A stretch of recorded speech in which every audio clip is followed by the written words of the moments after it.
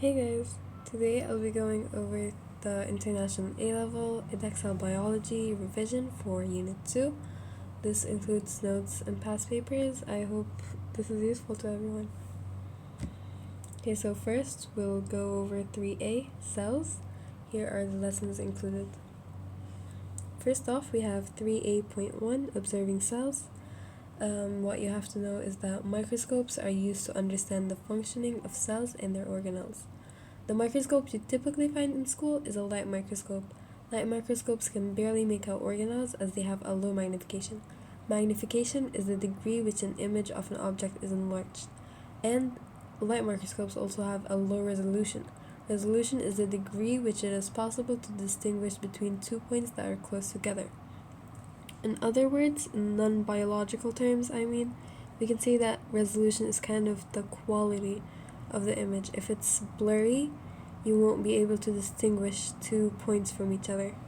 Here is a diagram of the light microscope. I don't think it's very useful for Unit 2, but it can be useful for Unit 3.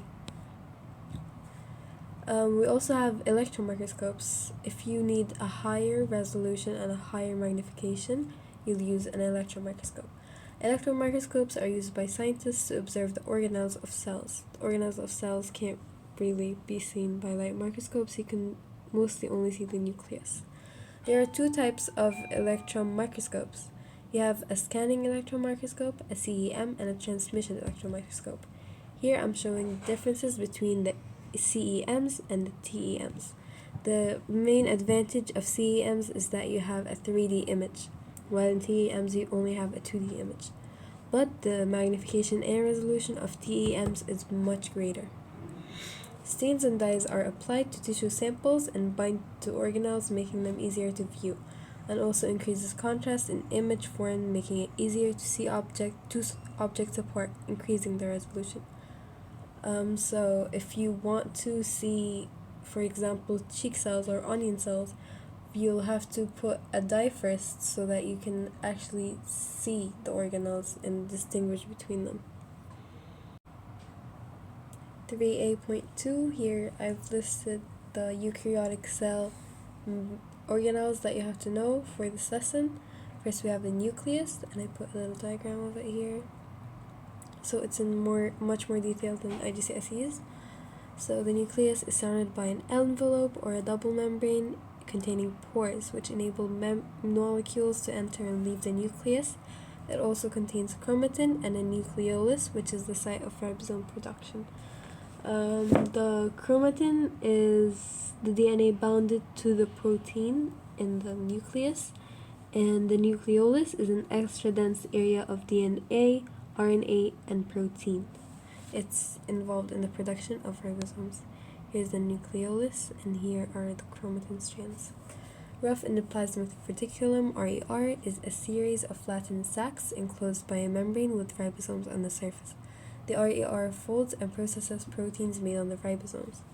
The rough endoplasmic reticulum has ribosomes on it, the little yellow circles you can see here, and the ribosomes make the proteins, and then they go into the rough endoplasmic reticulum to be modified, folded, and processed. The smooth endoplasmic reticulum is a system of membrane-bound sacs that SER produces and processes lipids and steroids. I don't know why I forgot to write steroids, but anyways, here we have the smooth endoplasmic reticulum. It looks pretty much similar to the rough endoplasmic reticulum without the ribosomes, hence the name smooth. There's no ribosomes on it. The Golgi apparatus, it's a series of fluid-filled, flattened, and curved sacs with vesicles surrounding the edges. Golgi apparatus processes and packages proteins and lipids. Here, you're often asked to draw the Golgi apparatus. It's better to draw the incoming transport vesicle and the secretory vesicle coming out of it. So the incoming transport vesicle from the rough endoplasmic reticulum has the unmodified protein, and then it goes into the Golgi apparatus to be modified, and then it comes out as a secretory vesicle to go wherever it needs to go in the cell or outside of the cell. Notice that here, the little part here is called cisternae. And then we have more organelles. We have the mitochondria, the powerhouse of the cell. It's usually oval shaped. It's bound by a double membrane called the envelope. The inner membrane is folded to form projections called cristae with a matrix on the inside, containing all the enzymes needed for respiration. So here is the cristae. Anyways, and the double membrane and the matrix. The matrix is kind of the cytoplasm of the mitochondria. Was it in the syllabus to know the theory? I'm not sure. Is it? I'm searching for it in the syllabus.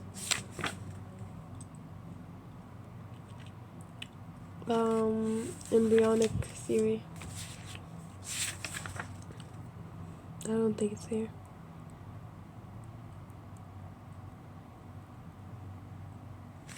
Oh yeah, here, it's here. So basically, the fact that mitochondria and chloroplasts have their own DNA leads scientists to think that those organelles originated as symbiotic eubacteria living inside early eukaryotic cells. During millions of years, they have become an integral part of the eukaryotic cell. So basically, it was believed that this mitochondria was its own organism. Because it has DNA, it has ribosomes, it has 70S ribosomes, not 80S. 70S is the size, kind of, the mitochondria of the ribosome. And it also has its own matrix, which is kind of like a cytoplasm. Centrioles are hollow cylinders containing, where's the C? Containing a ring of microtubules arranged at right angles to each other. Centrioles are involved in cell division. So here is a centriole. And here is a centriole in cell division that we're going to take later. Ribosomes, these are composed of 2 subunits and are the site of protein production. I think you guys know ribosomes. Lysosome, a vesicle containing a digestive enzyme bound by a single membrane. This is made by the Golgi apparatus. Here we have the full ultrastructure. You may be asked to label it, so remember this very well. 3A.3, the protein synthesis of the eukaryotic cells. So, extracellular enzymes are enzymes secreted by cells into their external environment. Enzymes are proteins, so they are synthesized in ribosomes, free in the cytoplasm, or attached to the rough endoplasmic reticulum. The polypeptide gets sent to the Golgi apparatus, where it is folded into its 3D shape. It is then packaged in a Golgi vesicle, which can then fuse with the cell surface membrane to release the enzymes outside of the cell. These vesicles are important to ensuring that enzymes only catalyze reactions, such as the breakdown of biological molecules, where required, in this case, outside of the cell. 3A.4, we're starting with prokaryotic cells. So those are like bacteria and simpler organisms. So cell wall, it's a rigid outer covering made of peptidoglycan in prokaryotes. The capsule is a protective, slimy layer which helps the cell to retain moisture and adhere to surfaces. The plasmid is a circular piece of extra DNA. Flagellum is a tail-like structure which rotates to move the cell. Pili is a hair-like structure which attaches to other bacterial cells. The ribosomes are the site of protein production. Mesosomes are infoldings of the inner membrane which contain enzymes required for respiration. The inner folding of the cell surface membrane can also sometimes be used for photosynthesis. 3A.5, organization of cells. So let's complete this diagram quickly. We have cells, tissues, and then we have organ, and then we have organ system. Okay, my handwriting isn't the clearest over here. Organ system. That is not clear at all. Hold on.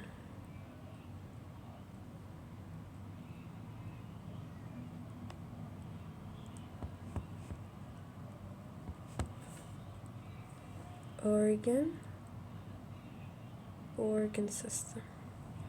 And then a multicellular organism. Groups of cells that carry out a common function and are known as a tissue. This is a common question too. Define tissue? Tissue is a group of similar cells that carry out a common function. Groups of tissues that work together to carry out a common function form an organ, and groups of organ that carry out a common function form an organ system. For example, groups of cells in the stomach make up muscular tissue. This tissue, along with the epithelium tissue, make up the stomach organ. And the stomach and various other organisms such as the pancreas and small intestine make up the digestive system. Many organs are part of more than one organ system, like the pancreas, which carry out various functions for the endocrine system and the digestive system. All of those together and all the other systems create us humans, or mammals. Here, I'll put a summary of 3A. Now moving on to 3B. 3B is about meiosis, mitosis, and reproduction. Here are the lessons included. So, 3B.1 about the cell cycle. A cell cycle is a series of events that takes place in a cell as it grows and divides, or in between cell divisions. The cell spends most of its lifetime in interphase. This includes G1, S, and G2 phases. During interphase, the cell is carrying out functions of that specific cell type. The M phase of mitosis is followed by cytokinesis. Growth 1 phase is when organelles are replicated.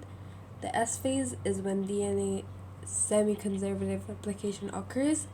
In the G2 phase, the growth 2 phase, is when centrioles are replicated, the cell grows some more, and DNA is checked for errors. And here we have the diagram, the pie chart of the cell cycle. So here we have interphase. Interphase is in pink. The growth 1 phase, the S phase. I remember S phase, semi-conservative replication, they both begin with S. And growth 2 phase, the mitosis and the cytokinesis. 3B.2. What are the functions of cell cycle? This is a common past paper question. At first, it controls the growth of organism or repairs damaged tissues, replace a dead cell, increase the number of cells due to cell divisions, and it increases the size of cells during G1 and G2 phases. It's useful for asexual reproduction or production of clones. It replicates DNA, and new cell organelles are formed, and new cytoplasm is formed. The cell cycle produces genetically identical cells in mitosis. Specialization of cells takes place after cell division. And if you want another answer, for example, it asks you to give two roles of the cell cycle, you can simply say growth and asexual reproduction. If it's asking about the mitosis function, the answers are point 1, 2, and 5. So control of the growth of organism, and 3, asexual reproduction, and 5, produces genetically identical cells, genetically identical clones. More questions. Explain why the mitochondria replicate during early stages of the cell cycle. Because the number of mitochondria will later be halved at the end of the cell divisions, and mitochondria is needed to provide energy for mitosis and growth. Define chromatid. Chromatid is one of the two identical DNA molecules that make up a chromosome. DNA is replicated in S phase. Why cells with damaged DNA not replicated? So there is checkpoints. Checkpoints ensure that the DNA is not damaged. It's the correct DNA that we need. If it's damaged, it is not replicated. Why? Checkpoint mechanism stops cells with damaged DNA from dividing, as they will produce genetically identical cells by mitosis with damaged DNA, leading to faulty or no proteins being transcribed. So the divided cell will also have damaged DNA, and if there is a problem with the codes in the DNA, it will carry on to every cell divided after that. Mitosis is the process by which somatic cells divide to produce new cells. Somatic cells are normal body cells. There are two types of cells, somatic cells and gametes. So mitosis is the process by which somatic cells divide to produce new cells so that organisms can grow and repair and replace damaged cells. Mitosis ends after one division so that two resulting daughter cells are diploid. Since the resulting cells have no mixing or combining of genetic information, unlike meiosis, they are genetically identical to each other and the parent cell, making mitosis the ideal process for normal growth in organisms. Now we have the steps of mitosis, PMAT, prophase, metaphase, anaphase, and telophase. In the prophase, P stands for prepare, if you are trying to remember it. So first, the chromosomes condense, and two sister chromatids are joined by centromere, you have to remember that. And prophase, the two sister chromatids are still joined by the centromere. The nuclear envelope breaks down, centrioles move to opposite poles, forming spindle fibers. In metaphase, the chromosomes line up in the middle, amper-middle. Chromosomes align along equator of the cell. Spindle fibers attach to chromosomes by the centromeres. And then in anaphase, they are pulled apart, A for apart. Spindle fibers contract and pull the chromatids to opposite poles of the cell. The centromere divides. In telophase 2 for 2 nuclear envelope preforms, 2 nuclei. The chromosomes uncoil, and then the nuclear envelope preforms, and spindle fibers and centrioles break down. Here's a quick past paper question. Place a cross in the box next to the correct sequence of stages in mitosis. PMAT, prophase, metaphase, anaphase, telophase. So the answer is C. Prophase is a stage in mitosis. Describes event that occur during prophase. So first, the chromosomes condense and become visible. Nuclear envelope breaks down. The nucleolus also breaks down. Spindle fibers begin to form, and centrioles migrate to opposite poles of the cell. Mechanism 3, this was about checkpoints. Mechanism 3 occurs in metaphase. Describe the appearance of a cell in metaphase. It can also get you a cell and ask you what stage of mitosis it is in. So in metaphase, there is no nuclear envelope. Chromosomes are lined up along the equator, so in the middle. And spindle fibers are still there, they're formed. Spindle fibers are attached to centromeres. Centrioles of the animal cells are at the poles. Here, this shows a cell at a different stage of mitosis. There was a question before it. What is happening inside the cell during this stage of mitosis? So you can clearly see they are being pulled apart. The chromosomes are being pulled apart. So it is anaphase. They are pulled away from each other. Spindle fibers are contracting, causing the centromeres to split, and the chromatids are separated to opposite ends of the cell. Describe the events that take place during late telophase and cytokinesis in a plant cell, not in an animal cell. So first, the nuclear envelope reforms, the nuclei reforms, the cell plate and cell wall forms, and then the cell divides. Here, well, I didn't put the question, but here's my scheme. Here it shows you different cells and it asks you to say which stage of mitosis each one is in. The telophase, you can see it's clearly 2 nuclei. The anaphase, it's still being pulled away from each other, apart. The prophase, it's still all over the place, it's condensing. The metaphase, the chromosomes are right at the equator in the middle. Okay, I went to get my calculator super quickly. Here is a past paper question from June 2019. It's asking, pause it first and try to have a go at this.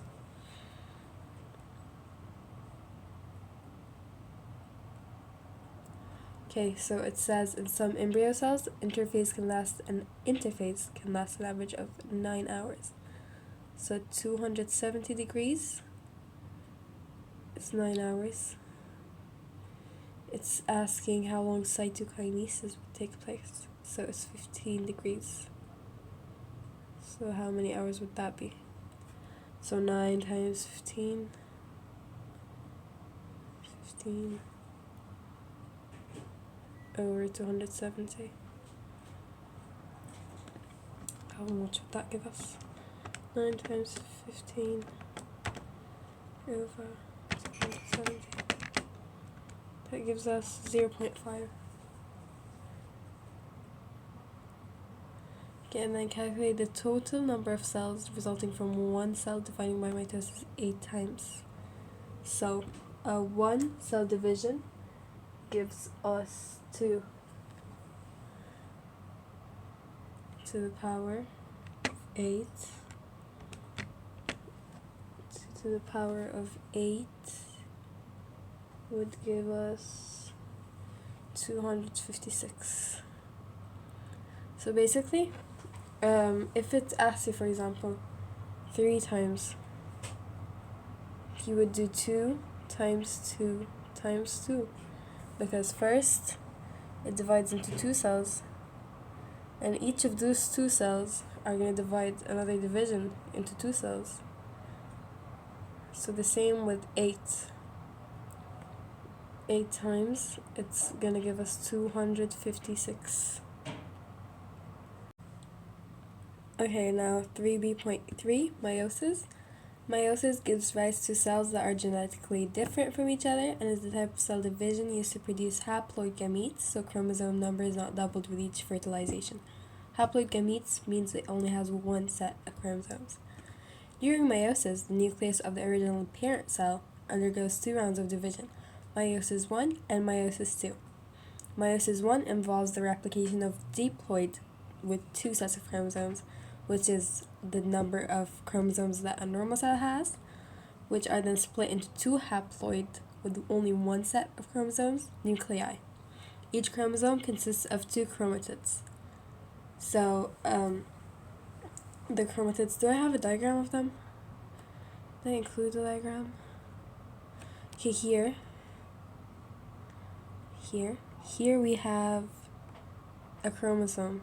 This is one chromatid.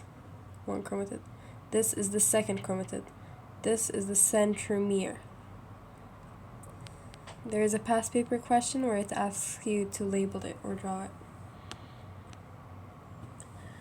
So each chromosome consists of 2 chromatids, sister chromatids. In meiosis 2, the chromatids separate, producing 4 haploid nuclei, each containing a single chromatid.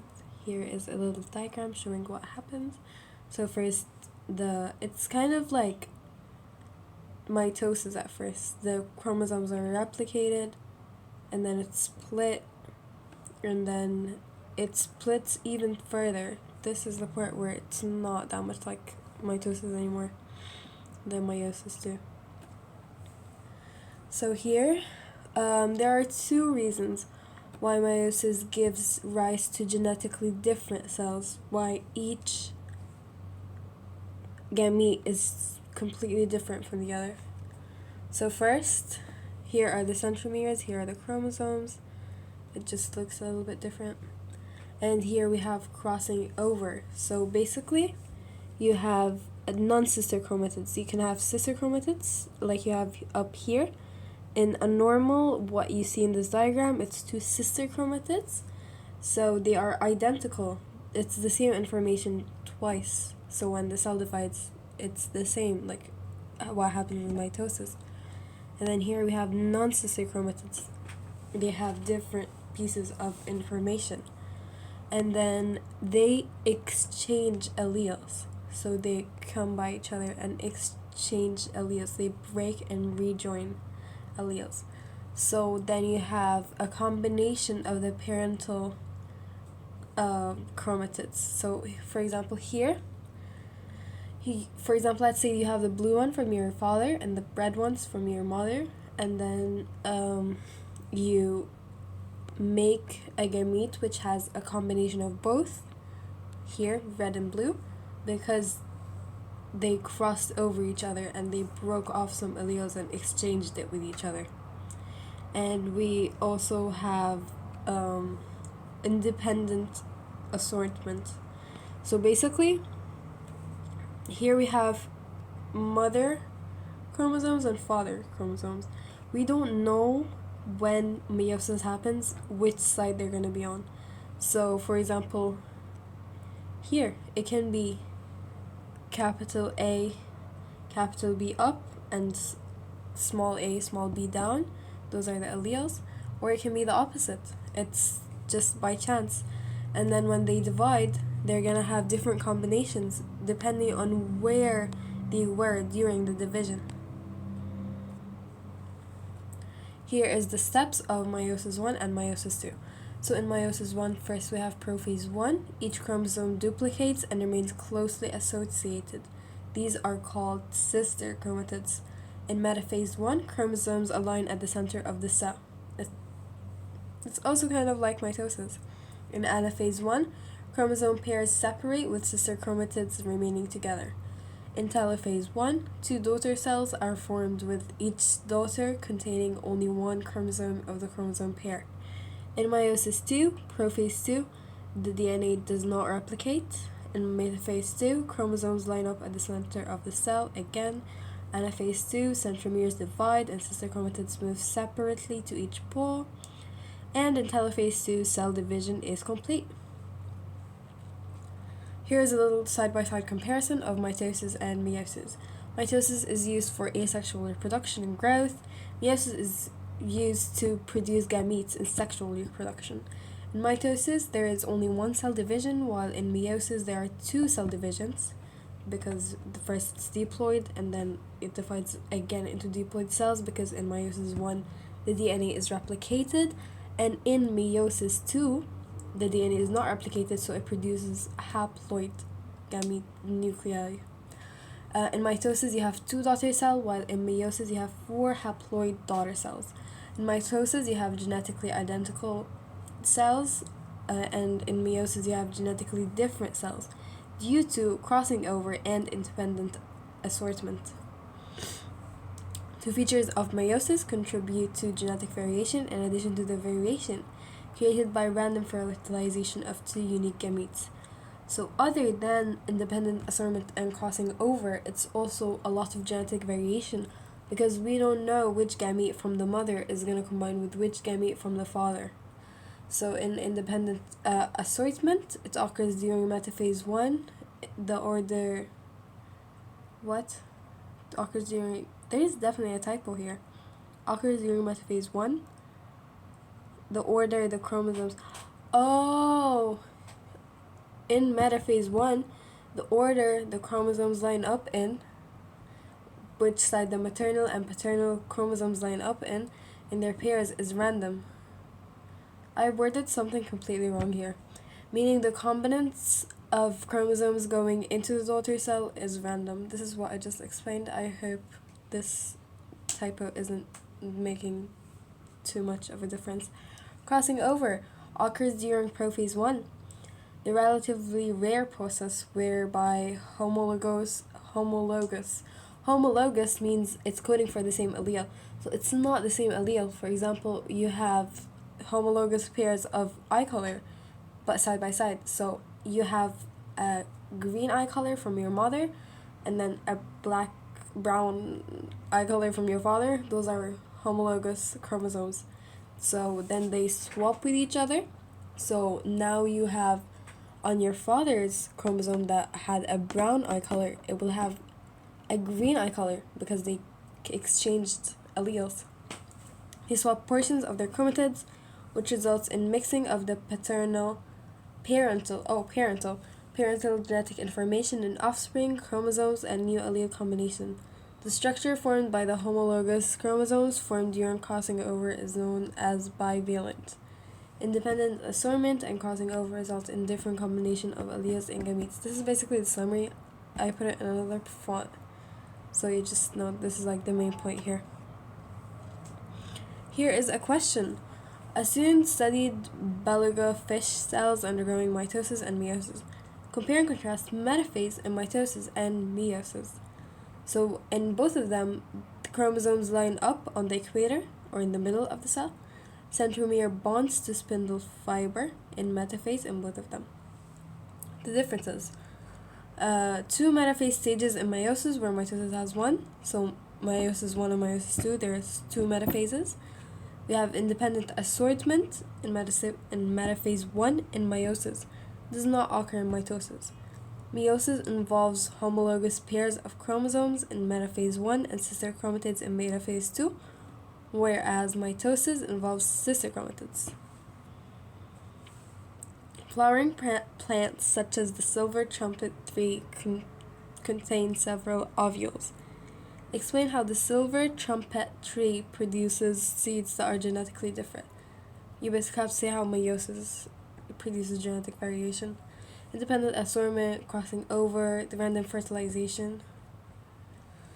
Explain the importance of meiosis in the production of gametes. So we also have to say independent assortment, crossing over, random fertilization again.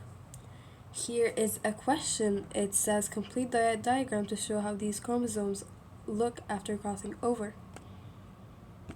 Where's the answer?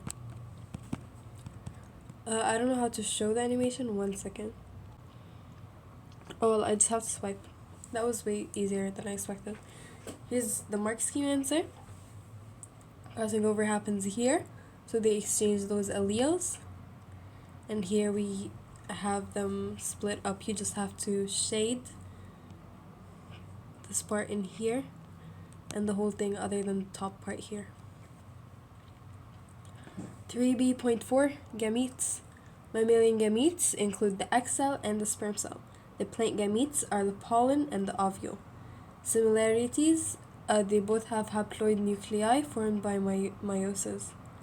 Here is the egg and the sperm. You have to know their adaptations. They're all in a table here. I got this from Save My Exams. I hope they don't sue me for copyright reasons, but their diagrams are genuinely amazing. Here we have a past paper question. Complete the table to show the correct statement for each structure found in gametes. Okay, so structure, flagellum, mitochondria, nucleus, zona, pellucida. I'm actually not sure how to pronounce that. Okay, flagellum, it's in the male. Oh yeah.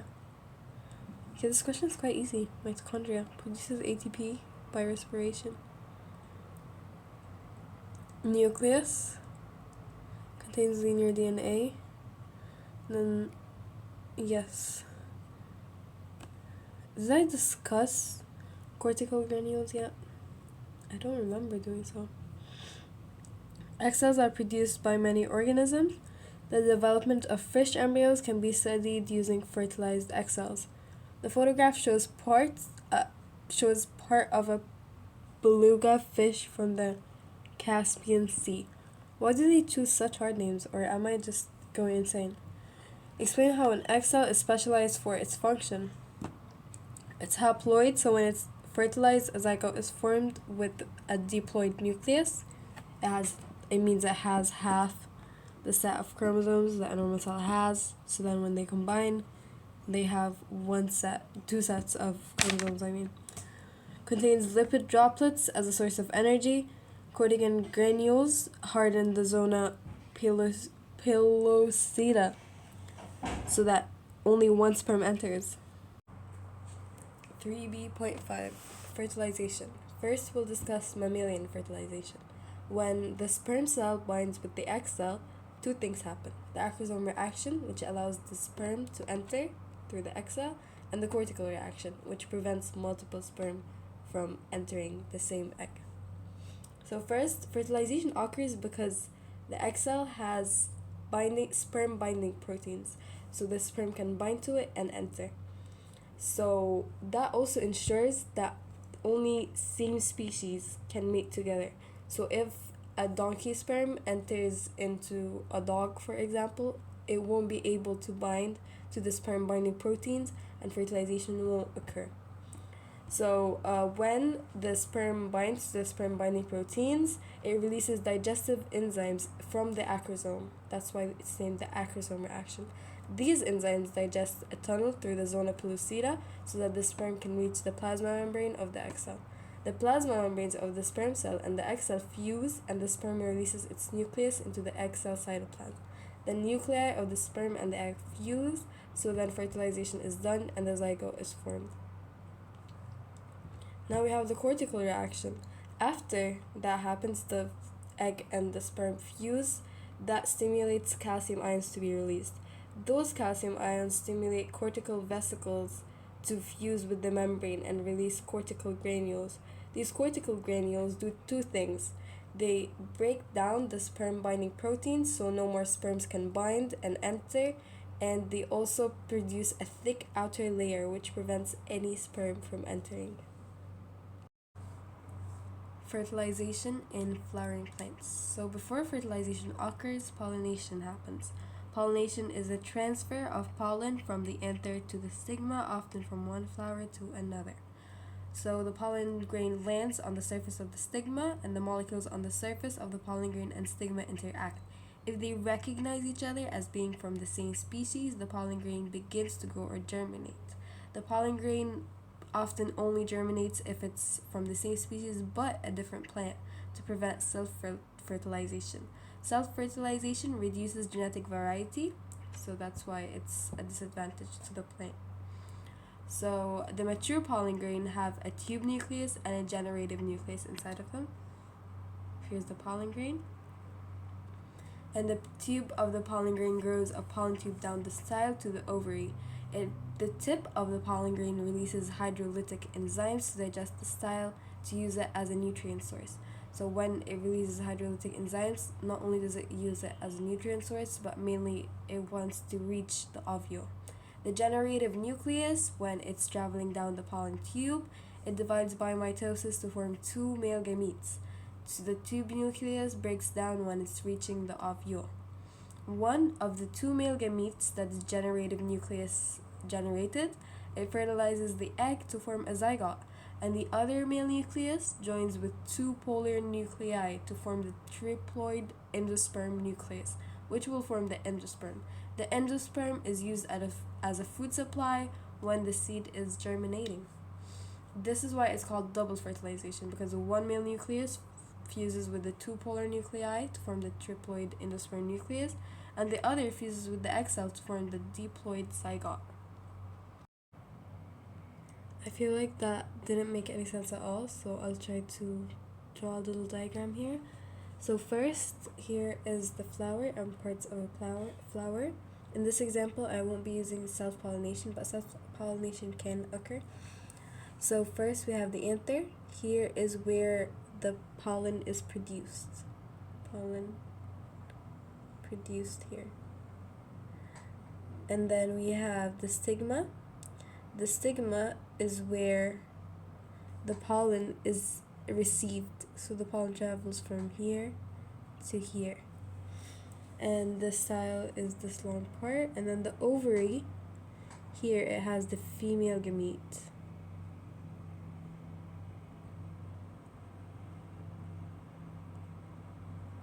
So the first thing that happens is pollination, the transfer of pollen from the anther here to the stigma here. That already happened. And then the pollen grain, it interacts with the stigma to see if it's the same species and if it's from another flower. If it's from another flower and it's the same species, then the pollen tube starts to grow. You can see here. It digests using hydrolytic enzymes. So here, this part, the bottom part of the pollen grain, here's the pollen grain. It releases enzymes to digest through the top and into the style, and digests the style all throughout for two reasons: to get nutrients and to get to the ovule. And as the pollen tube grows, the two nuclei are released to get into the ovule, the generative and the pollen tube nucleus. So in this pollen tube right here, you'll find two nuclei. Here is a pollen tube nuclei and a generative nucleus. And then as it's going down, the generative nucleus splits into two. So the generative nucleus is now two male nuclei. And then when it reaches the ovules, double fertilization occurs. And by that time, the pollen tube nucleus is broken down. So when it's traveling down, it just breaks down. So there's no more pollen tube nucleus. and then by the time it's down, there's only two male gametes left from the generative nucleus. One of the gametes in here, what happens is that one male nuclei fuses with a female nuclei to form a zygote, and then we have another male nuclei still. The other male nuclei fuses with two polar female nuclei. You'll find here, it was already there, two polar nuclei. The other male gamete binds to them to form the triploid endosperm. The endosperm acts as a food supply for the embryo plant when it is germinating. I hope that made stuff more clear. 3C, development. Here are the lessons included for 3C. So first, for 3C.1, there are a few points that you should keep in mind. The first one is that stem cells are undifferentiated cells that divide to give rise to other cell types by specialization through control of gene expression. We will get into this in more detail later. All cells have the same genetic material, but during development, stem cells only translate part of their DNA to express it, and then they synthesize proteins of the active genes. This controls the cell function and the cell structure. This results in specialized cells that perform specialized functions. A locus is the location of a gene on a chromosome. When genes for two different characteristics are found on the same chromosome and are close together, their loci are close together, they are linked and inherited together. For example, freckles and red hair. Most people who have freckles also have red hair. This is because, I'll do a little illustration of it. Here, imagine this is the gene. Here's the central. Here's the chromatid. Here, imagine this is for red hair. And then right below it, right beside it, this is for freckles. So, how we discussed in meiosis, crossing over occurs, and then the genes are exchanged. They are likely to be exchanged together, and if they are inherited, they are likely to be inherited together. Polygenic inheritance is when a trait is coded for by multiple genes on different loci. This causes continuous variation. An example is skin color. Continuous variation is stuff that everyone is completely different. You have a lot of genes coding for the same trait, so there's a lot of variation in this trait. It's not only a set amount of groups.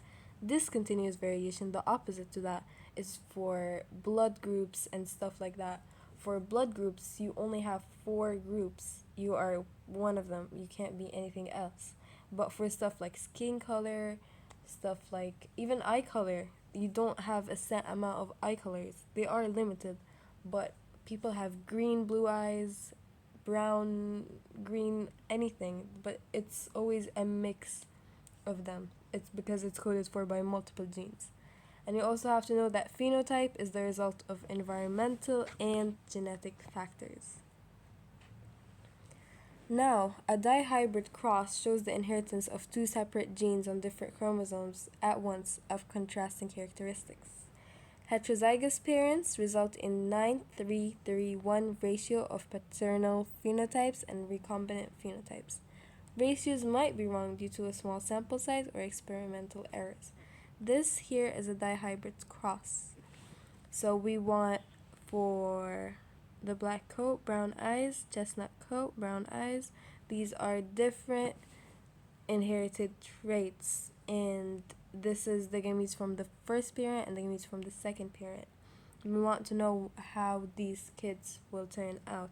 This is just probability. It might be wrong, but on a large scale, they are probably going to be right. But if you have a small sample size, it is due to chance, so it won't be accurate. Here are a few questions. The first question asks, what is meant by the term polygenic inheritance? So polygenic inheritance is the inheritance of a single characteristic that is coded for by more than one gene at different loci. So here is a bit trickier question. It's asking you to map out the genes on the little diagram So it says the position of genes on a chromosome can be mapped using the frequency of crossing over. Because as we said, if two genes are close together, they are probably going to be inherited together. So the frequency of crossing over is proportional to the distance between the genes on the same chromosome. So as crossing over the percentage increases, the distance will increase on here. So it shows you the frequency of crossing over for each pair, and then you just have to count the boxes, because A and B, they have the highest frequency of crossing over. They have 10. They're going to be the furthest apart from the ones set on this list. A and C, they didn't say the frequency of crossing over between A and C, but we know that C is closest to B because it's the smallest number. It's only 2. So they're going to be the closest together out of all 4. So first 10, you have 10 boxes between them. 1, 2, 3, 4, 5, 6, 7, 8, 9, 10. 1, 2, 3, 4, 5, 6, 7, 8, 9, 10. I don't know if you guys can tell, but math isn't my best subject. So C is only a box away because it's really close together. 2, we're kind of making it proportional to the number. When it's 10, it was 10 boxes away, and when it's 2, they're 2 boxes away from each other. And then with D, A and D, they're 3 boxes apart. 1, 2, 3. And then we have everything mapped out. So here, a question between the link of environment and genes. So it says, suggest an explanation for the difference in height between the men of Northern and Southern Europe. The graph showed that Northern Europe men were taller. So we can say some environmental factors like differences in diet. Maybe Northern Europe men eat more proteins, or maybe they have an improved healthcare, improved sanitation, less effects of disease on growth. Or genetic factors. There might be a different gene pool in Northern Europe men, so there are more alleles for tallness in Northern Europe. Like here. Now 3.2. Suggests why skin cancer may be a result from an interaction between genotype and the environment. So first off, skin color is genetic and the exposure to ultraviolet is environmental. Ultraviolet light is known to cause mutations. So the mutation can cause cancer because the control of the cell cycle is lost. Here, this is cell specialization 3C.3. So how specialization happens. First off, certain genes within the genome are activated under the correct conditions. So when certain proteins and chemicals are present. So for example, if we have stem cells and we want to medically treat them into becoming a specific cell, for example, we want a red blood cell, we will put it in certain chemicals that will turn it into a red blood cell. Each cell becomes different based on which chemical it is exposed to. And then other genes are unactivated, they are still turned off. And then the genes activated are transcribed to form mRNA, which moves to the ribosome to be translated into polypeptides. These polypeptides become proteins. The proteins produced change the cell. These things change the structure of the cell, and they control the processes of the cell. These changes and protein production are what makes the cell specialized. These changes are virtually irreversible. A specialized cell cannot revert back into. Here is a question linked. Explain why beta cells can produce insulin, but other cells in the pancreas do not. It's for 5 marks. So we have to mention cell specialization because genes for insulin production are switched off in the other pancreas cells due to epigenetic modification. Because the gene for insulin production is active in these beta cells, so the transcription of active insulin gene and then mRNA is produced. Translation of active mRNA leads to the synthesis of.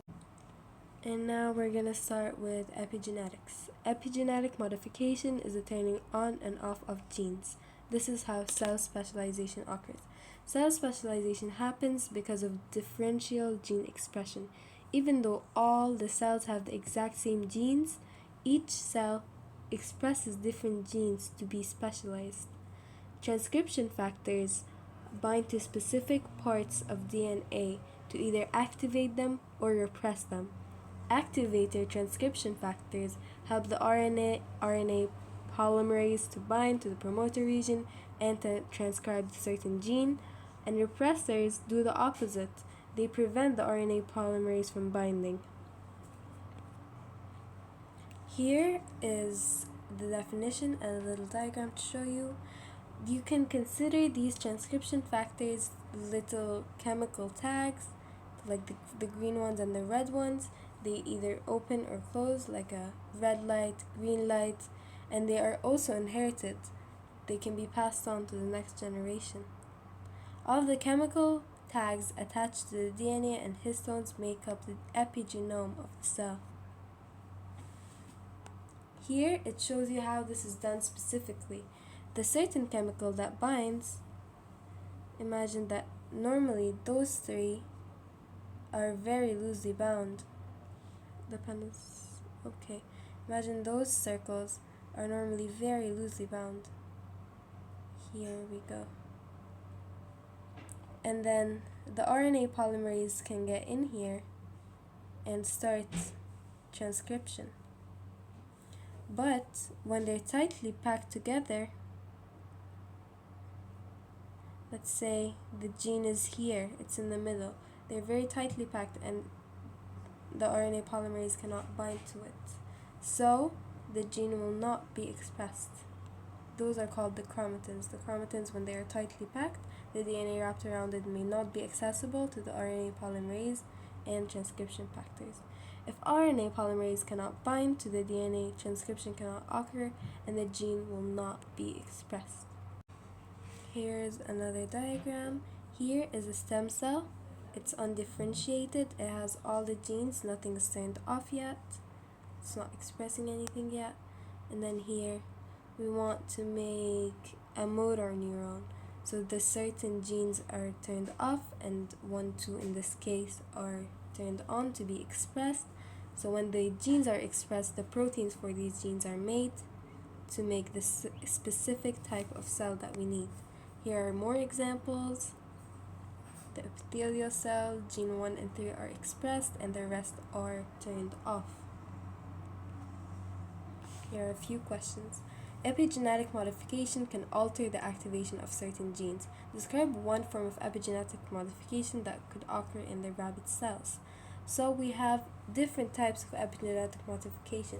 We have DNA methylation, which adds the methyl group to DNA to switch off the genes. Imagine it's the red little tags in here that turn off the gene. And we also have another type, we can say histone modification. Histone modification causes the switching off of genes. Explain how cells in the rabbit embryo become specialized after epigenetic modification. Because active genes are transcribed, active mRNA is produced, so certain proteins are produced, and these proteins determine or change the cell structure and function. State the meaning of DNA methylation. DNA methylation is when a methyl group is added to a base, cytosine or adenine, and then it turns off genes. Here the graph shows the changes in DNA methylation during the development of an embryo from a zygote. Analyze the graph to explain why DNA methylation is involved in the development of an embryo. So the level of DNA methylation increases after the blastocyte stage. This is because genes are switched off, so they cannot be transcribed, causing the cell to become specialized. Here is right after this, in the beginning it's a zygote, so most of the cells are stem cells, so there is barely any DNA methylation. After the blastocyst stage, there is a lot of DNA methylation because cells start to develop and become specialized to become all the different types of cells in the body. Here, a molecule of tRNA is made from a precursor molecule that is modified. Modification includes splicing, trimming, and attachment of new nucleotides. The diagram shows a precursor molecule for a tRNA specific to the amino acid proline, and a tRNA molecule specific for the amino acid proline. Some of these bases are shown in each diagram. Describe how this precursor molecule is modified to produce a tRNA molecule specific to the amino acid proline. So first, there is a removal of the shaded nucleotides, the introns, and then the attachment of the ACC and the OH, and then it's joined by phosphodiester bonds. I'll quickly go over RNA splicing. So after transcription, when the DNA code is turned into an mRNA, it's still not ready. Let's pretend this is the mRNA, but we have intron parts and exon parts. Intron and exons. This is the pre-mRNA. It's still not ready and it's not coding for the correct protein yet. So the non-coding regions, they are the introns. This part, let's say it's the non-coding region. It has to be removed first by the spliceosome. The spliceosome recognizes the introns and removes them. So we are only left with exons, the coding parts. They are first removing the introns and then joining the exons together. RNA splicing can generate different mRNA forms from a different pre-mRNA. This same pre-mRNA, if we have a copy of it, it can produce another protein by removing different parts depending on which part for the certain protein are introns and exons. So not every protein has the same introns and exons. This is called alternative splicing. It can greatly increase the diversity of protein products that can be generated from a limited amount of genes. A quick question. It says sex determination in a fruit fly is controlled by the SXL gene that codes for the SXL protein. The SXL gene is the same in female and male fruit flies. The length of the protein in the female fruit fly is different from the length of the protein in the male fruit fly. Suggests how the same SXL gene can give rise to these different proteins. It's 6 marks. So you have to refer to post-transcriptional modification or splicing of mRNA. So that process uses spliceosome. The spliceosomes remove the introns and they attach the different exons. They are put together in different number and length in the different sexes. The length of the mRNA molecule is different for the males and females. The longer mRNA will have more codons, so more amino acids will be coded for. So in translation, another protein will be coded for. 3C.4 Stem cells. The definition of stem cells is cells that divide repeatedly by mitosis and differentiate into specialized cells or remain as stem cells. There are 3 different kinds of stem cells. Totipotent stem cells, there are cells that can divide repeatedly to form any other cell type in the body. For example, a zygote, placental, anything. Pluripotent stem cells are embryonic stem cells that lead to development of the embryo and later the adult. They cannot be specialized into placenta, but they can specialize into any other cell type. Multipotent stem cells are adult stem cells that are only able to produce a few types of cells, for example, stem cells in the bone marrow. A blastocyst is an early embryo made of a hollow ball with cells with pluripotent cells on the inside, forming an organism. A morella is an early staged embryo of 16 cells. So first, right after fertilization between the mother and the father, the zygote forms, and then a morella forms, which includes 16 cells. This morella still has totipotent cells that can form absolutely any kind of cell because none of the chemical tags, none of the epigenetic modification chemical tags have closed off any of the genes yet, so any gene can be expressed. And then some genes are closed off and it becomes pluripotent cells that can become any cell type except placenta. Those pluripotent cells are found in the inner mass inside the blastocyst that formed from the zygote, from the morella. And then it develops into a human body, into all the different organs that we need. And then we only have multipotent adult stem cells. They can differentiate into only a limited range of stem cells. So for example, a cardiac stem cell, it can only differentiate into heart cells. Here we have a question. Describe the differences between totipotent, pluripotent, and multipotent stem cells during the development of an embryo. The morella, they have totipotent stem cells as they give rise to all cell types. The blastocyst, the inner mass in the blastocyst, contains pluripotent cells that give rise to the cells of the embryo or anything but not extraembryonic tissue. They can give rise to most cell types. Cells in the developing embryo are multipotent, that's like the adult stem cell, as they become only some cell types. Explain why some cells are not able to become other cell types. Because they are fully differentiated cells, so the genes needed for other cell types are permanently switched off or silenced. This is the last lesson I'll be discussing today, 3C.5, using stem cells. First, we'll be discussing the sources and uses of stem cells. Stem cells can be used in multiple medical fields, such as organ transplants and genetic diseases, for example, Parkinson's disease.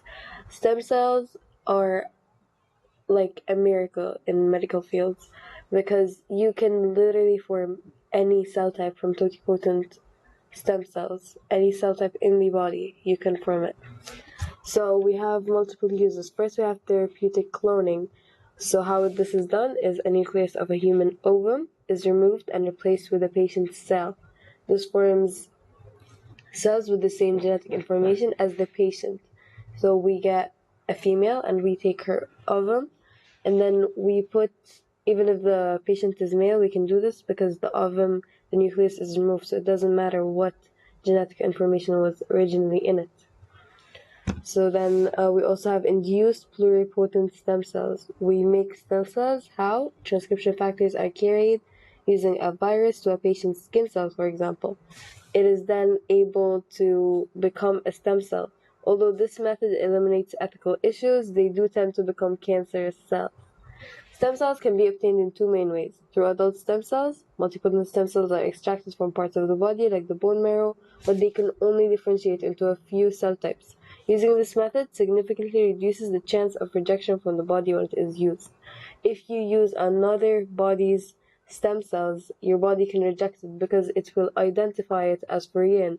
It will say, wow, this isn't my cell. It will think it's some sort of virus or disease, etc., and kill it. Through embryonic stem cells is the second way we can obtain them. Embryonic stem cells, which are pluripotent, are extracted from the blastocyst. Extraction of any amount of embryonic stem cells causes its destruction. So basically, if we want to get embryonic stem cells, we will have to kill the fetus. And some people see that as an ethical issue. Ethical issues with using stem cells. There are many ethical issues related to the use of stem cells. Stem cells could save many lives and improve the quality of life of many people. However, many people believe it's unethical as embryos are killed in the process of stem cell extraction. Moreover, there is a risk of infection when cells are transplanted, and they could also become cancerous. Regularity authorities have been established around stem cells to make sure scientists who experiment with it are acting in the most ethical way possible. The regularity authorities write and publish guidelines on how to do research in this field, so that resources like embryos are not wasted and that all the techniques done are at an acceptable manner. The regularity authorities also provide certain research, the required license, and trained scientists who understand the field very well to conduct stem cell research and ensure proper procedures are followed. Here is a little diagram summarizing everything. It's from Save My Exams. Okay, now moving on to questions. Scientists are developing ways of using stem cells to replace heart cells that have been damaged as a result of heart disease. Both embryonic stem cells and induced pluripotent stem cells, iPS cells, can be used to create new heart cells. Compare and contrast the properties and uses of embryonic stem cells with those of iPS cells. So they both have no Hayflick limit, means they can divide multiple times, they don't stop, and they both have the potential to differentiate into a number of cell types or to specialize into them. But the differences is that iPS cells were adult cells, but embryonic cells, stem cells are cells taken from the morella or the inner cell mass. iPS have a gene added, but embryonic cells do not. Embryonic cells are completely unspecialized. They have no genes added. There are no or less or different ethical issues surrounding the use of iPS stem cells because there are adults involved, no embryos or children. iPS cells can form adult cells, whereas embryonic cells form younger cells. iPS cells will produce patient-matched cells, no rejection, but embryonic stem cells. The photograph below shows an X-ray of a dog. The dog is a breed of dogs that is at a higher risk of paralysis due to spinal injury. Scientists have successfully used stem cells to reverse this paralysis. So just why stem cells can be used to reverse this paralysis. So it's because stem cells can divide into any cell types. They have potency. They are totipotent or pluripotent. So they can replace the damaged cells, and they do not have a Hayflick limit. They do not have a limited amount of cell divisions. They can continue dividing. The trial experiment was carried out on a dog that was paralyzed due to spinal injury and was unable to use its back legs. The scientists extracted stem cells from the lining of the dog's nose. These cells were cultured for 1 month to increase their numbers. The stem cells were then injected into the injury site of this dog. It's just why stem cells were taken from this dog and not from another dog. So this is basically because if the dog's cells also identify the cells as free and they will destroy them, that is called cell rejection. So because they have, from the same dog, they have genetically identical genotype, there is no rejection or immune response. A further investigation was carried out on 34 dogs with spinal injuries. Some had stem cells injected into the site of spinal injury, the others were injected with a fluid containing no stem cells. This fluid was called a neutral fluid. Explained the reason for giving some of the dogs a neutral fluid instead of stem cells. This is as a placebo. So this is to compare it with the stem cell treatment to ensure that the stem cell treatment is working and not just the placebo effect. This is as a control. So just why neither the scientists nor the owners knew which dogs had been given stem cells and which had been given the neutral fluid. This is called a double-blind trial. This is to remove bias so that no one is biased because it's a neutral fluid. It's not doing anything, so they say it's not doing anything. It's just basically that. Suggest why this form of stem cell therapy is less controversial. Anything is less controversial than embryonic stem cell therapy because there is a destruction of embryo. Because in embryonic stem cell therapy, to get these stem cells, you are destroying an embryo. And then people say that that embryo has potential to become a human life. Okay, sorry, the screen recording cut off. And because it has potential to become human life, there are lots of religious and ethical objections to it. Place a cross in the box next to the correct definition. Pluripotent stem cells are. So they are stem cells, so they are definitely unspecialized. They do not have a specific function yet. So unspecialized cells that can differentiate to give rise to almost any type of cell in the body. C is the answer because they cannot produce extra embryonic tissue and they cannot give rise to totipotent stem cells.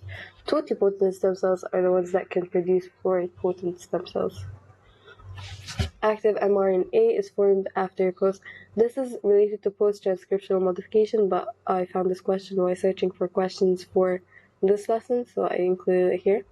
Active mRNA is formed after post-transcriptional modification of pre-mRNA. The structure of pre-mRNA produced from transcription is different from the structure of active mRNA. Compare and contrast the structures of pre-mRNA and active mRNA. So as we said, the pre-mRNA is the one with the coding parts and the non-coding parts, the exons and the introns, and then the spliceosomes do RNA splicing so that only the coding parts are left. So both are single-stranded, both contain the same bases, A, U, C, G. An exon on pre-mRNA contains the same base sequence as the matching exon on active mRNA, so they both contain exons. Pre-mRNA contains both introns and exons, whereas active mRNA only contains exons. Active mRNA may have fewer or a different order of exons than pre-mRNA. Stem cells are required for the development of medical therapies. So just two applications of the use of stem cell therapy. So we have organ transplants and repairing and replacement of damaged tissues. Okay, we're done for today's part of the Unit 2 revision. I will be posting a part 2 soon. Thank you so much for watching, and thank you to everyone who commented on the last video asking for Unit 2. You're the reason I made this. All the sources I used are listed here, and some of these sources I didn't actually use them, but they're very helpful. The Amoeba Sisters, if there's any concept you don't understand, they have the most amazing videos ever, and they're super simplified. They're kind of like explaining complex A-level topics to a 5-year-old. And Save My Exams, they have the most amazing diagrams ever. I hope they don't sue me for using other diagrams.